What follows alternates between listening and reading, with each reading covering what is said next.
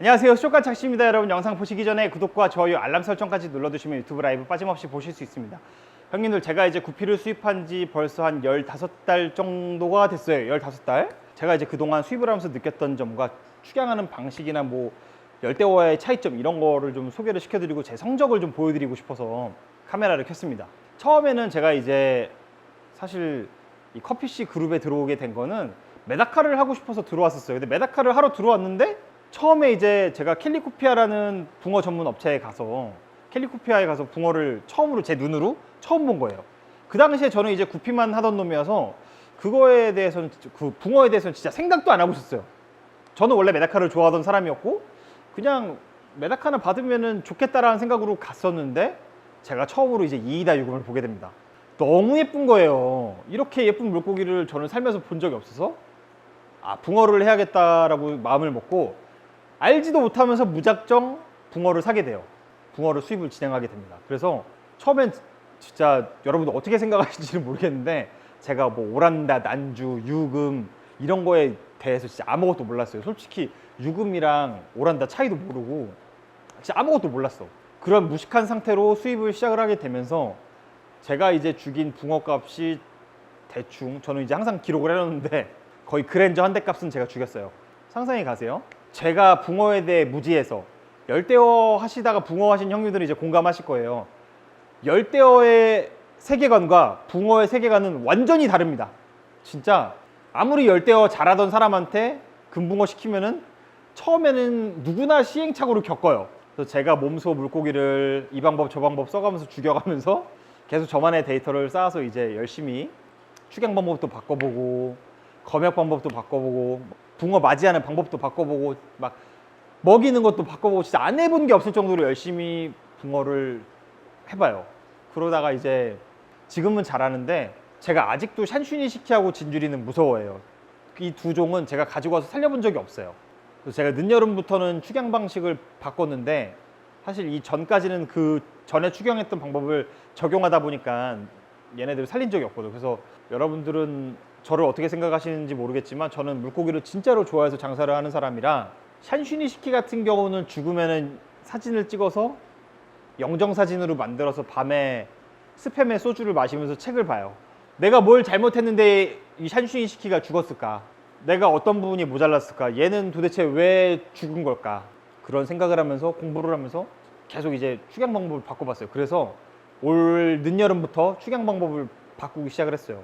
붕어 맞이하는 방법, 검역하는 방법, 구충의 비율, 처음에 먹이 주는 방법, 사료 순치하는 방법, 정말 하던 방식에서 모든 걸 다 바꿔서 방법을 바꿨어. 그러니까 이거는 여태까지 이제 그동안 삽질했던 데이터가 있었기 때문에 이렇게 온 건데 이렇게 했더니 물고기가 안 죽더라고. 처음에는 저는 이거 방법을 바꾸고 나서는 좀 솔직히 좀 이상해갖고 좀 이상하다, 어떻게 이럴 수가 있지 하고서는 계속 수입을 했는데 아니 안 죽더라고. 그래서 잠깐 자랑 하나 하자면은 육린지금이라는 물고기가 있어요. 지금이라는 물고기 자체가 여러분들한테는 생소한 물고기일 거예요. 적어도 사쿠라 지금만큼 대한민국에 살아있는 수족관은 청춘 수족관밖에 없을 겁니다. 저희 매장에서 나간 사쿠라 지금들만 지금 대한민국에 살아 숨쉬고 있을 거예요. 물론 희귀하기 때문에 애초에 한국에 들어온 것도 저희 매장이 두 번째지만 11월 11일부터 지금 유튜브를 찍는 12월 20일까지 아직까지 살아있으니까 한 달하고 열흘 정도 살아있는 거죠. 너무너무 건강하게 살아있어서 너무너무 좋은 거야. 이게 여러분들한테는 별거 아니겠지만 뭐 업자가 붕어 살려야 되는 거 당연한 거 아니냐라고 생각하실 수 있지만 그만큼 이게 어려운 고기거든요. 그래서 이런 방법을 적용을 하니까 너무너무 좋은 결과가 나와서 그래서 사실 오늘 카메라를 켰어요. 제가 이제 붕어를 하면서 느낀 좀 진리가 몇 가지가 있어요, 여러분. 첫 번째는 아까도 말씀드렸듯이 열대어와의 그 세계관이 다르기 때문에 열대어 하던 그 시선으로 붕어를 대하면 안 돼요.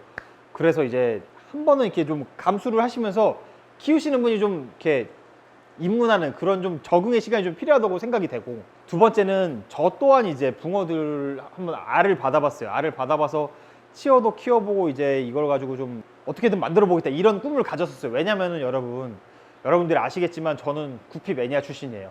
구피 코리 안시 매니아 출신이에요. 이거 공통적인 개체 특징이 뭐냐면은 어떻게든 새끼 받아가지고 불려서 돈 벌 생각을 하는 어종이에요. 대부분 이제 수족관 사장님들이 그러실 거예요. 좋은 종자 가지고 와서 새끼 쭈루루 받아가지고 한번 확 뿌려야지, 이런 꿈을 꾸기가 좋은 개체가 구피 코리 안시죠. 실제로 그걸로 돈을 많이 벌었고, 많이는 아니지, 뭐 돈을 그래도 이걸 주업으로 삼았으니까. 근데 붕어는 사실 이게 안 되더라고. 제 능력 바뀔 수는 있어요. 우리나라에 이제 뭐 매니아 형님들이 워낙 많이 계시니까 제가 그분들을 따라갈 수는 없을 거예요. 아까도 말씀드렸듯이 저는 붕어에 대해 진짜 잘 몰랐던 사람이고, 지금도 매니아 형님들만큼은 잘 모를 거예요. 그리고 매니아 형님들이 사실 뭘 좋아하는지는 잘 모르겠어. 왜냐면은 태국 붕어만의 그 동글동글하고 화려한 그 매력, 중국 개체의 그 와일드하고 크면서 그 강력한 그 방새어에서부터 나오는 그 엄청나게 그 강력한 그런 맛, 좀 이상할 정도로 이렇게 막 발달되고 막 커진 그런 물고기들의 그런 매력, 일본처럼 정갈하고 좀 이렇게 깔끔한 그런 매력, 이거를 진짜 나는 사람의 취향 문제라고 생각하는데, 이게 다 각자 우리 매니아 형님들이 만족하는 채점 기준이 다르니, 그러니 이제 박람회 같은 데 물고기가 막 여러 국가에서 나온 물고기가 나와도 실제로 뭐 이제 일본에서 막 우아할 만한 개체도 입선도 못하고 이런 결과가 나오는 거라고 저는 생각을 해요. 왜냐면 이제 보는 사람마다 기준이 다 다르지 않았나, 이건 그냥 내 생각이에요, 내 생각. 제가 이제 그런 거를 다 떠나서 직접 이제 일본에서 생물을 경매하거나 중국에서 이제 수입하기 전에 이제 영상을 보고서는 개체를 고를 때 제 나름의 기준과 매력을 평가를 해서 개체를 계속 가지고 왔던 거거든요. 이제 그러면서 그래도 매달 그래도 돈 1,000만 원씩 발라가면서 돈 1,000단위로 발라가면서 수입을 하는데, 얼마나 그래도 일반인보다 보는 눈은 나름 보는 눈이 좀 있겠어. 그래도 아직 뭐 매니아님들보다는 없다고 생각은 해. 그렇지만 이게 제가 해보니까 새끼를 받고 어쩌고 해봤더니 그런 기준의 물고기가 나오지 않더라. 이거는 물론 부족한 제 능력 탓은 맞습니다. 자, 여러분 생각을 해보세요. 여러분이 저랑 똑같이 좋은 안주를 가지고 새끼를 받기 시작을 합니다. 일본의 명인이랑도 똑같이 시작을 하는 거야. 똑같은 치어를 가지고 똑같이 알을 쭉쭉쭉 짜가지고 이제 각자 다른 환경에서 키우는 거야. 이게 결과물이 같게 나올까요?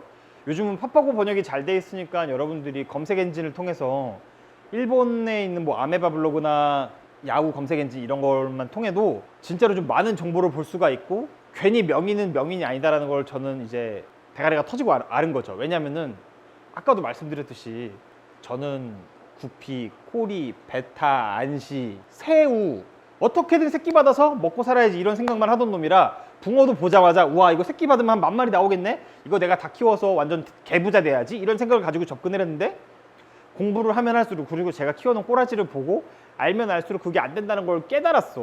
그래서 수족관에서 그게 안 되겠구나. 그래서 일찍 접었지만, 뭐 물론 넓은 데서 환경을 갖추고 하시는 형님들은 논외겠지만, 이게 완전 이런 분들은 진짜 거의 피라미드로 따지면 거의 매니아의 꼭대기에 계신 형님들이고, 일반적으로는 그게 쉽지가 않았을 것이다, 이런 진리를 좀 깨달았어요. 왜냐면은 그런 완전 매니아 형님들이 아니고서야 집에서는 사실 그게 쉽지가 않잖아요. 잠깐 영상 보여드릴까요? 제가 이제 다음 달에 사오기로 한 난주예요. 중국 그냥 농장 현지 개체 영상입니다. 보시면은 엄청나게 넓은데 지금 물고기 저기 몇 마리 있지도 않은 거야. 저기서 이제 고르고 골라진 좋은 개체만 사가지고 오는 건데, 집에서 이렇게 할 수가 있겠냐 이거지. 이거는 뭐 비단 이제 뭐 중국 이미지 영상이지만 일본도 그렇게 크게 다르지 않아요. 키우는 방식이 다르겠지만 적어도 환경은 저 정도로 갖춰놓고 한단 말이야. 그래서 이게 장영조는 저걸 죽었다 깨나도 못하겠다, 이런 좀 진리를 깨달았습니다. 그리고 이제 구충에 대한 건데, 우리가 알고 있던 그 열대어 방식의 구충이랑 좀 달라. 이거는 금붕어로 공부를 하면 할수록 이제 얘네가 점액을 뿜어서 그런 건데, 그래서 이제 그걸 좀 위주로 잡기 위해서 좀 노력을, 구충을 비율을 좀 올렸더니 성공을 좀 많이 했다, 이런 것도 좀 성공의 요인이지 않았나 싶습니다. 그래서 2022년에는 제가 올해 그렇게 많이 죽여 먹었던 샨슈니 시키하고 진주린을 꼭 도전할 생각이에요. 사실 저는 동글동글하고 앙증맞고 귀엽고 사랑스러운 거를 좋아하거든요. 그래서 그런 거를 꼭 해볼 생각이에요. 진짜 물고기 너무 재밌는 것 같아요, 형님들. 얘네가 처음에는 솔직히 좀 저는 나쁜 말로, 좀 속된 말로 병신 같다고 생각을 했어요. 아프면 아프다고 말도 못하고 진짜 미개하구나 이렇게 생각을 했었는데, 알고 보니까 내가 물고기를 너무 몰라줬던 것 같아. 그래서 앞으로도 좀 이렇게 물고기 시선에서 좀 더 그 내가 좀 축양도 좀 하고 그래야 되지 않나, 이런 걸 정말 반성할 수 있는 한 해였습니다. 여러분, 한숨 이르지 마세요.